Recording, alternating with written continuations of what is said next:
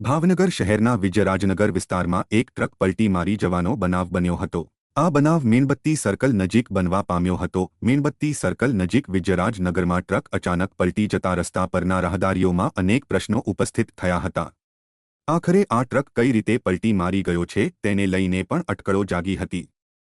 જો કે બનાવને લઈને કોઈ જાનહાનિનો બનાવ બનવા પામ્યો નથી, પરંતુ લોકોમાં ચર્ચાનો વિષય જરૂર બની ગયો હતો।